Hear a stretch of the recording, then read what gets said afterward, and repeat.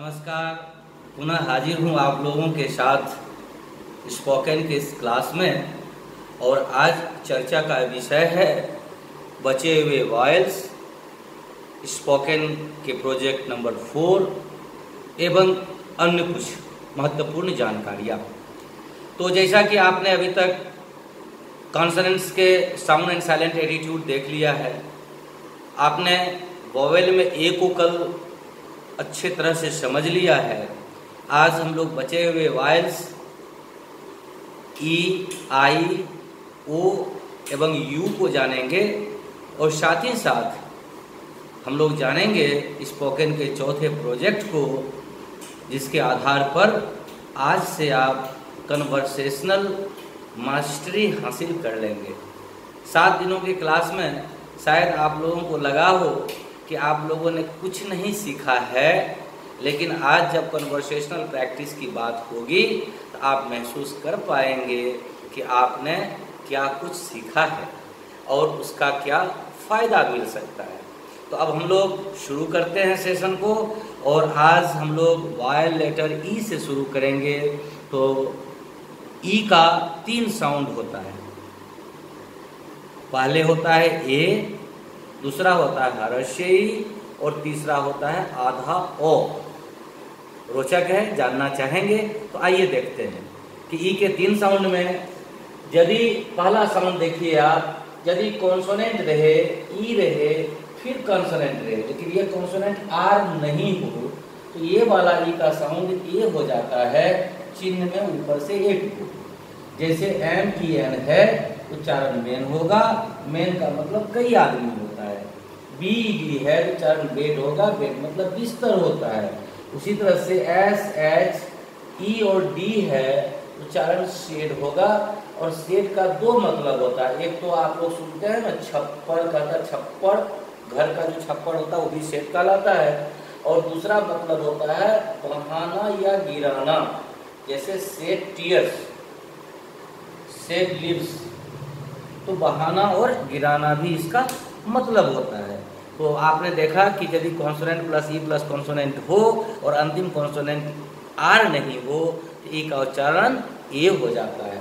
अब आप आगे देखिए कि यदि कॉन्सोनेंट के बाद सीधा ई लगा हुआ है, दूसरे नंबर पर जब आप आते हैं तो पाते हैं कि कॉन्सोनेंट के बाद सीधा ई लगा हुआ है, और यह ई साउंड देता है ह्रस्व ई का।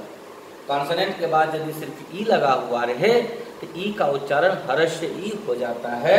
जैसे एच और ई लिखने पर उच्चारण ही होता है, एस एच ई लिखने पर उच्चारण सी होता है। और ही का मतलब पुरुष लड़का के लिए होता है ही का प्रयोग, और सी का प्रयोग लड़की या महिला के लिए होता है। तो आपने देखा कि यदि कॉन्सोनेंट के बाद सिर्फ ई लगा हुआ रहे, ई का उच्चारण ह्रस्व ई हो जाएगा। अब नंबर 3 पे आते हैं कि ई का उच्चारण आधा ओ कहाँ होगा। बहुत मजा आएगा आप लोगों को कि यदि किसी भी शब्द के अंत में कॉन्सोनेंट है और शब्द के अंत में ई और आर लगा हुआ रहे, यदि शब्द के अंत में ई और आर लगा हुआ रहे तो इस ई आर का उच्चारण आधा ओ हो जाता है। इस ई आर का उच्चारण क्या हो जाता है? आधा ओ। जैसे आप लिखते हैं S I S T E R, यदि किसी ब्रिटिश इंग्लिश बोलने वाले को आप सुनेंगे तो उसको कहेगा सिस्टर, सिस्टर, सिस्टर मतलब बहन। उसी तरह से आप लोगों ने B R O T H E R देखा होगा, इसका उच्चारण ब्रोदर नहीं होता है, इसका जो होता है ब्रदर। इसका उच्चारण क्या होता है? ब्रदर। उसी तरह से F A T H E R है, उच्चारण होगा father. M O T H E R है, उच्चारण होगा मदर। यानी आपने देखा कि यदि शब्द के अंत में ई आर लगा हुआ रहे तो ई आर का उच्चारण आधा ओ हो जाता है, ई आर का उच्चारण आधा ओ हो जाता है। अब आप लोग ये सुनना चाह रहे होंगे कि क्या ई कभी साइलेंट भी होता है? बिल्कुल होता है।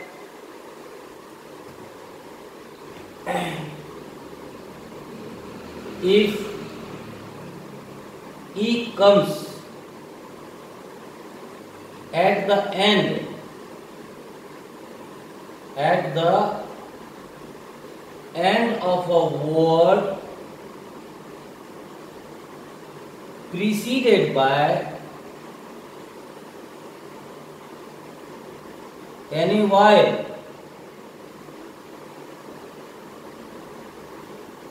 the final E loses its sound. आप समझिए इसको ऐसे, जो मैंने लिखा है फिर से मैं बोल के बता दूं। If a word ends in E and if that E is preceded by any vowel, the final E loses its sound. Hindi में यदि आप इसको समझें तो आप ऐसे कह सकते हैं कि यदि किसी शब्द के अंत में ई आ जाए और ई से कहीं भी पहले कोई वॉयल आ जाए तो अंतिम ई का अपना साउंड नहीं होता है, लेकिन जो प्रीसीडिंग वॉयल्स रहेगा उसका साउंड थोड़ा सा बढ़ जाएगा। अब आप इसको एक एक करके देख लीजिए। वैसे मैं पैकेज कल ही दे दिया था ई का, आप उस पैकेज के माध्यम से भी बहुत कुछ समझ गए होंगे।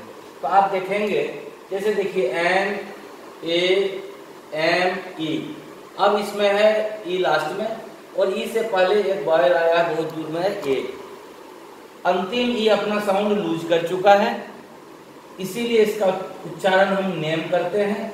यदि ई का साउंड होता तो नेमे या नेमी पढ़ते, नेम तो नहीं पढ़ सकते थे। चूंकि ई अंत में आया है, ई अपना साउंड लूज कर दिया है, इसलिए इसको नेम पढ़ते हैं। नेम का मतलब नाम होता है। अब दूसरा वर्ड आप देखिए बी डबल ई, अंत में जो ई आया है ये अपना साउंड लूज कर दिया है और इस ई का साउंड बढ़ गया है, इसीलिए इसका उच्चारण हो जाता है बी। बी मतलब मधुमक्खी। अब आप देखिए एस आई टी ई, अब इस जगह भी आप गौर करिए कि अंतिम ई जो है ये साउंड लूज कर चुका है, आई का साउंड थोड़ा बढ़ गया है क्योंकि ई लास्ट में आया है और ई के पहले प्रीसीडिंग वॉवेल आई है। उसी तरह से आप देखेंगे एच ओ एम ई, यहाँ भी आप गौर करिए अंतिम ई का कोई साउंड नहीं है, लेकिन प्रीसीडिंग वॉवेल जो ओ है उसका साउंड बढ़ जाता है। और लास्ट में आप देखिए टी यू बी ई, यहाँ भी आप यदि गौर करें इसको आप ट्यूबी या ट्यूबे नहीं पढ़ के ट्यूब पढ़ते हैं, क्योंकि अंत में आने वाला ई साइलेंट हो गया है और प्रीसीडिंग वॉवेल यू का साउंड थोड़ा बढ़ गया है। मुझे पूरा विश्वास है कि आप लोगों ने ई को अच्छी तरह से समझ लिया होगा। अब हम लोग इसके आगे बढ़ते हुए नेक्स्ट वॉवेल लेटर ओ पे चर्चा करेंगे। ये जो ओ है इसका भी 3 साउंड होता है। एक तो होता है आ, एक होता है ओ और एक होता है आधा ओ। अब आप महसूस करेंगे कि आज तक आपने कितनी गलतियां कमिट करी है। यदि आपसे किसी ने कहा कि are you ready for going there, तो आपने कहा I am not ready, I am not ready. आज आपको हंसी आएगा कि आप थोड़ा सा जानकारी के बिना आप कितना बड़ा गलत मिस्टेक कर रहे थे। तो नंबर 1 पे आ जाइए आप। यदि कॉन्सोनेंट हो, ध्यान दीजिए, प्लस ओ हो, प्लस पुनः कोई कॉन्सोनेंट हो और पुनः कुछ नहीं हो तो फिर कॉन्सोनेंट। गौर करिए कि यदि कॉन्सोनेंट हो, कॉन्सोनेंट के बाद ओ रहे, ओ के बाद फिर कॉन्सोनेंट हो, अब इस कॉन्सोनेंट के बाद या तो कुछ नहीं रहे तो फिर कॉन्सोनेंट रहे। यदि ऐसा कोई सीक्वेंस आपको मिल जाए वर्ड का, इस ओ का उच्चारण जो है वह हो जाएगा आ, ओ नहीं हो सकता है। अतः आप ध्यान दीजिए एन ओ टी, इसका उच्चारण होगा नॉट। नॉट मतलब नहीं। गौर करिए आप, एन ओ टी उच्चारण हुआ नॉट। आप क्या कहेंगे यदि कोई पूछे कि आर यू रेडी, तो आप क्या कहेंगे? No I am not ready. Not ready नहीं कहेंगे, नॉट रेडी कहेंगे। उसी तरह से जो गांठ का नाट होता है के एन ओ टी, यहाँ भी वही स्थिति है, इसलिए इसको भी हम लोग नाट ही पढ़ते हैं, लेकिन इसका अर्थ गांठ होता है क्योंकि इसका स्पेलिंग में अंतर है। उसी तरह से आप कई अन्य वर्ड्स को देख सकते हैं। जैसा कि मैंने कहा था उस दिन आप लोगों को कि उच्चारण में गलती होने से सामने वाले को आप बेहोश कर सकते हैं। क्योंकि गौर करिए इस शब्द पर, IMPORTANT शब्द है, IMPORTANT। इस नियम के हिसाब से इसका उच्चारण होगा इम्पॉर्टेंट, इम्पॉर्टेंट, और इम्पॉर्टेंट का मतलब होगा महत्वपूर्ण। अब गौर करिए कि इस आधार पर देखिए कॉन्सोनेंट है, ओ है, कॉन्सोनेंट है, फिर कॉन्सोनेंट है, इसलिए इसका उच्चारण इम्पॉर्टेंट होता है।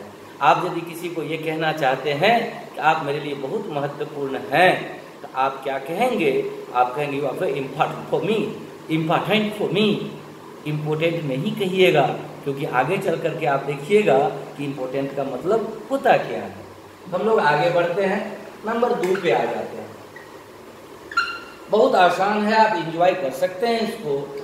नंबर 2 पे जब आप आते हैं तो क्या पाते हैं कि कॉन्सोनेंट हो, ओ हो, फिर कॉन्सोनेंट हो और उसके बाद ई लगा हुआ है।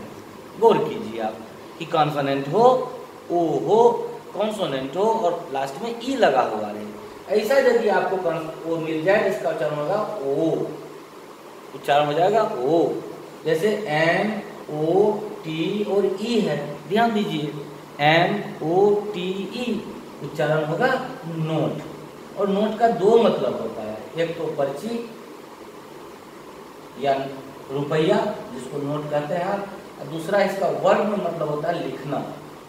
वर्ब में इसका क्या मतलब होता है? लिखना। और दूसरा शब्द वही जो आप आज तक लोगों को महत्वपूर्ण के बदले बोला करते थे, वो है IMPOTENT। अब आप गौर करिएगा कि कॉन्सोनेंट ओ, कॉन्सोनेंट ई है, अर्थात इसका उच्चारण क्या हो जाएगा? इसका उच्चारण हो जाएगा इम्पोर्टेंट।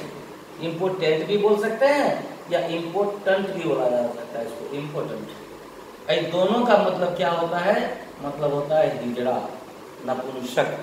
अब यदि आपने किसी को कह दिया कि you are very important for me, तो सामने वाला तो बेहोश होकर वहीं गिर जाएगा, यदि उसे अंग्रेजी की जानकारी होगी।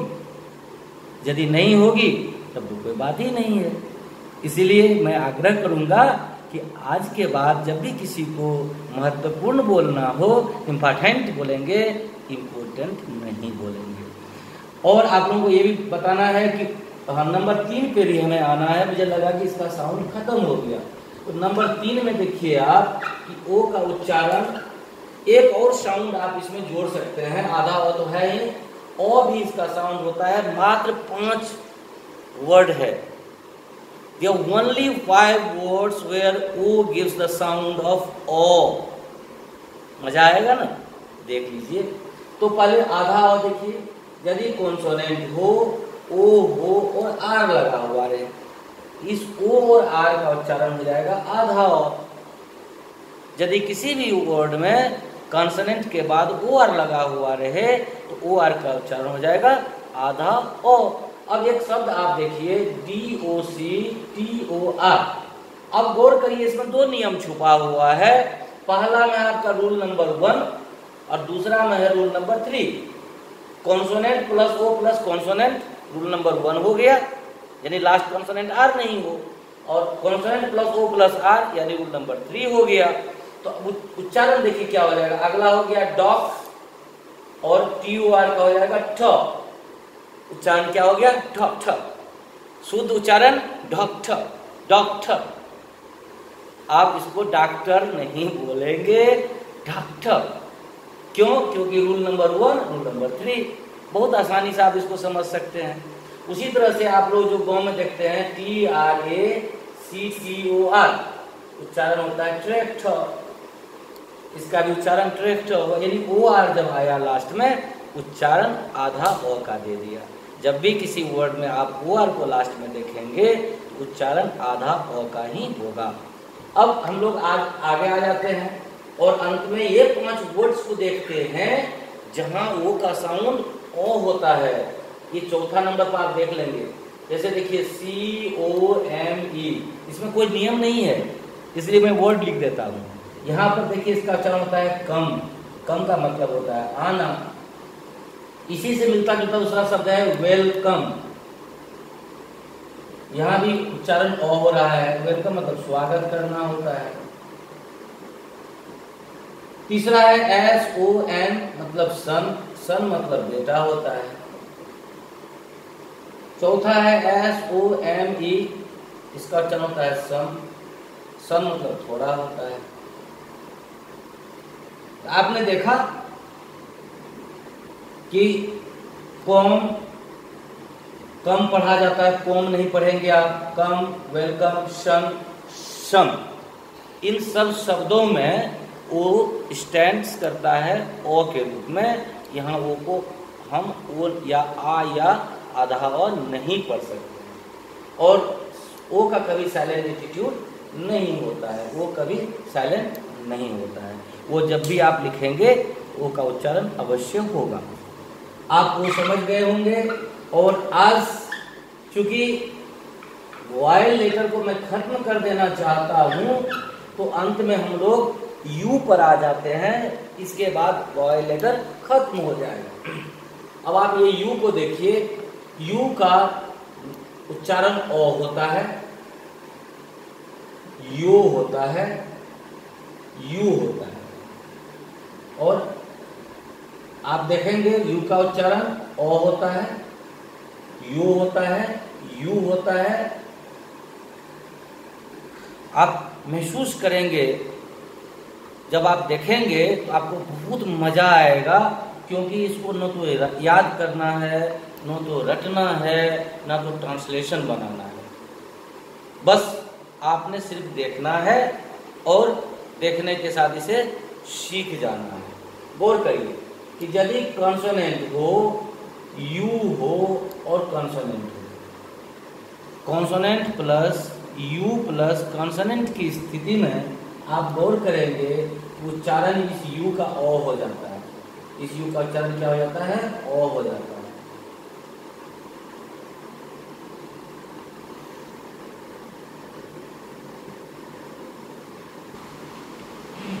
आप देखेंगे कि कॉन्सोनेंट हो, यू हो और कॉन्सोनेंट हो, तो इस यू का उच्चारण ओ होगा 99.99% स्थितियों में। बहुत आसान है, मात्र कुछ अपवाद हैं जिसे आप लोग अभी देखेंगे। जैसे आप देखिए RUN है तो रूम नहीं पढ़ के आप क्या पढ़ते हैं? रन। SUN है तो सुन नहीं पढ़ के क्या पढ़ते हैं? शन। जब भी consonant plus U plus consonant होगा तो 99.99 प्लेसेस में यू का उच्चारण ओ हो जाएगा। अब इसका जो अपवाद है, एक्सेप्शंस में आप देखेंगे कि कहाँ ऐसा नहीं होता है जहां पर यू का उच्चारण हो जाता है हर्ष यू। कौन कौन जगह है? आप देखिए BUSH, पहला वर्ड बुश, बुश मतलब झाड़ी होता है, यहाँ पर यू का उच्चारण हर्ष यू हो रहा है। उसी तरह से PUSH है, इसको हम लोग पुश पढ़ेंगे। पुश मतलब धकेलना होता है। PULL है तो हम लोग पुल पढ़ेंगे, पुल मतलब खींचना होता है।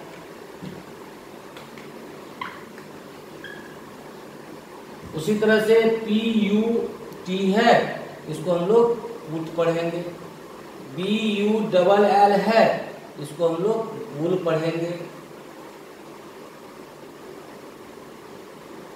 TRUTH है, इसको हम लोग ट्रूथ पढ़ेंगे। RUBY है, इसको हम लोग रूबी पढ़ेंगे। STUDENT है, इसको हम लोग स्टूडेंट पढ़ते हैं, स्टूडेंट, स्टूडेंट।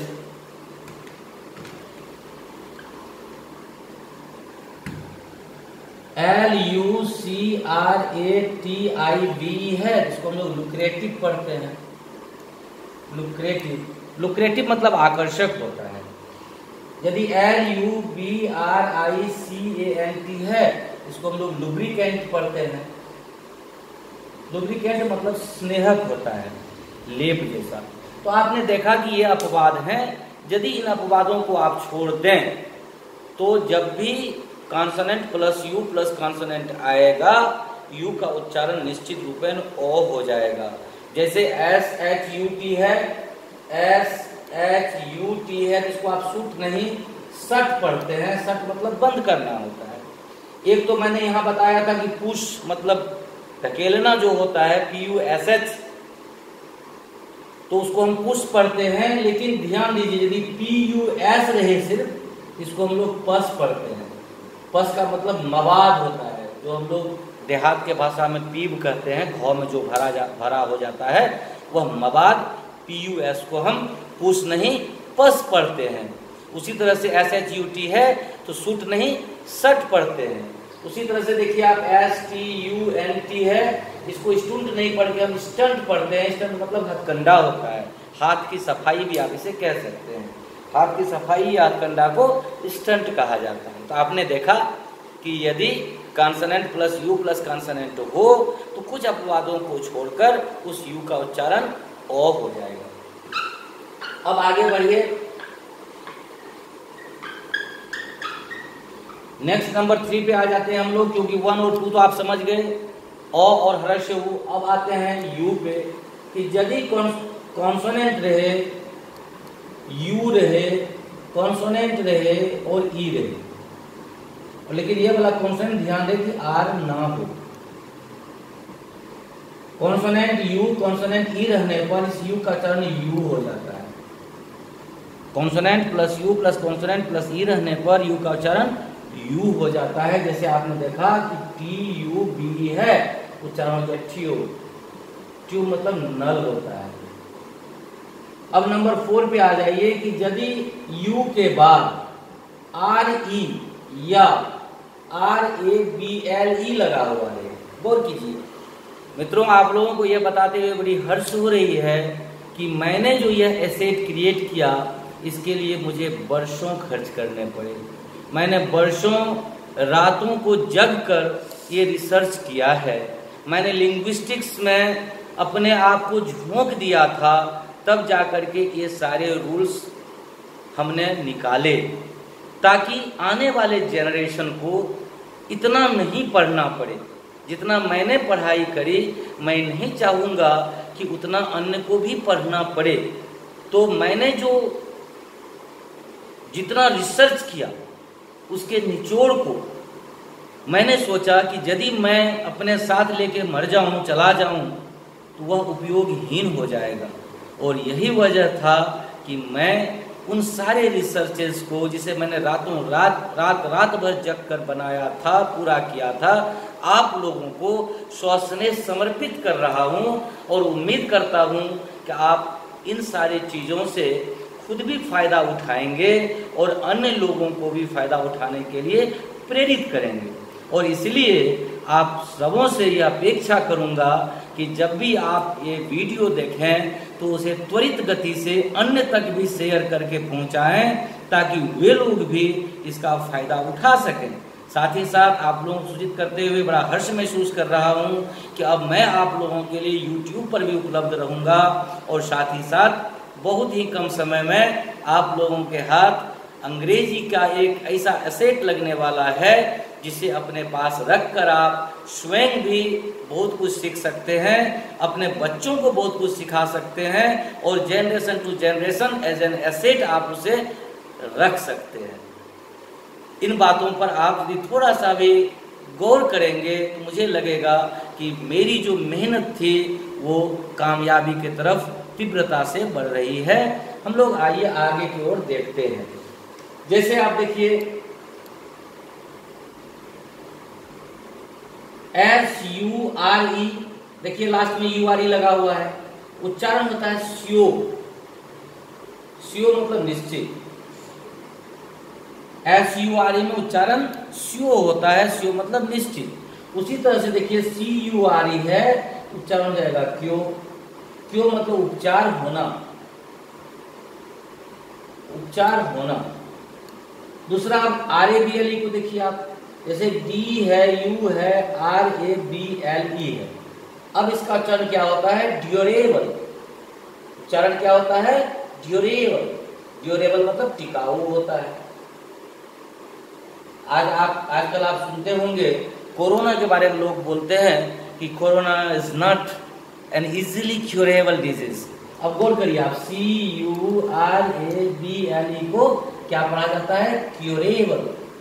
क्यूरेबल मतलब उपचार योग्य, उपचार योग्य।